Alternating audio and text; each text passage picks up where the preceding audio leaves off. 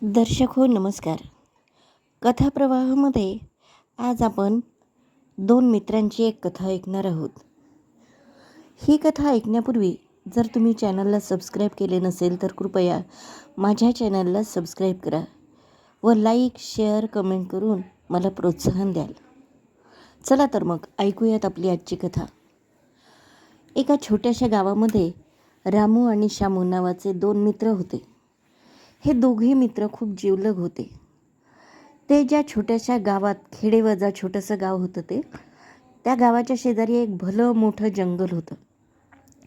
त्या जंगलामध्ये मोठमोठाली झाडं होती, एक नदी होती आणि बरेचसे हिंस्त्र श्वापदंसुद्धा होते, जसे की वाघ, सिंह, कोल्हा, लांडगा, अस्वल, चित्ता असे बरेचसे प्राणी होते.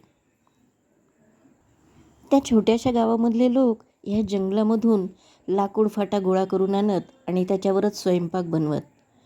पाणी आणायचं असलं तर जंगलात जाऊन नदीचं पाणी घ्यावं लागत असे. त्यामुळे दिवसा थोडीफार वर्दळ असे त्या जंगलामध्ये, पण दुपारच्या नंतर ते जंगल अगदी शांत होऊन जाई. त्या जंगलामध्ये माणसांचा वावर कमी होऊन जाई आणि हिंस्त्र श्वापदांचा वावर हळूहळू वाढायला लागे. एके दिवशी काय झालं, श्यामू रामूला म्हणाला की रामू, आज आपण जरा जंगलात जाऊन काही फळं घेऊन येऊयात. झाडांवरची टपोरी फळं आता आपल्याला दिवसाच लवकर मिळतील, त्यामुळे आपण जण जाऊयात. ते दोघेजणं जंगलात गेल्यानंतर एकानंतर एक झाड लागायला लागलं त्यांना मोठमोठालं. काही चिंचेची झाडं होती, काही वडाची, काही पिंपळाची, काही आंब्यांची पण होती. मग ते दोघं असंच एका फळाच्या झाडाखाली फळं वेचत बसले. खाली पडलेली फळे वेचत होते ते दोघेजणं. तितक्यात तिकडून एक अस्वल आलं. त्या अस्वलाला बघितल्याबरोबर रामू आणि श्यामू अगदी घाबरून गेले. हळूहळू ते अस्वल जवळ येऊ लागलं. अस्वल हे वाघासारखं झडप घेऊन हल्ला करत नाही, तर ते जवळ आल्यानंतर त्या माणसाला आधी हुंगून बघतं आणि तो माणूस जर जिवंत असेल, ती व्यक्ती जिवंत असेल, तर मग मात्र तिच्यावर हल्ला करतो आणि जर ती व्यक्ती जिवंत नाही असं वाटलं तर त्या व्यक्तीला तो सोडून देत असतो. तर अस्वल आलेलं पाहिल्याबरोबर श्यामू झाडावर पटकन चढून बसला आणि तो बघू लागला पुढे काय होतं आहे ते. रामू म्हणायला लागला श्यामूला, अरे श्यामू, मला ना झाडावर नाही चढता येत, तू थांब ना माझ्यासोबत, नाही तर मला तरी झाडावर घे. पण श्यामूला गंमत बघण्यात जास्त मजा येत होती, म्हणून त्यांनी रामूला काही घेतलं नाही आणि म्हणाला, तू बघ बाबा तुझं, आता ते अस्वल जवळ येत आहे, आलं बरं का असं म्हणून तो रामूला घाबरवू लागला. तेव्हा रामूने काय केलं, पटकन जमिनीवर आडवा पडला आणि श्वास घेणं बंद केलं.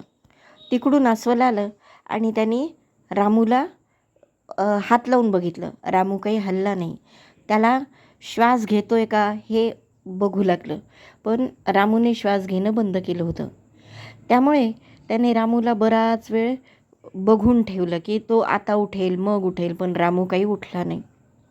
त्यामुळे रामू मेलेला आहे असं समजून अस्वल चाललं गेलं.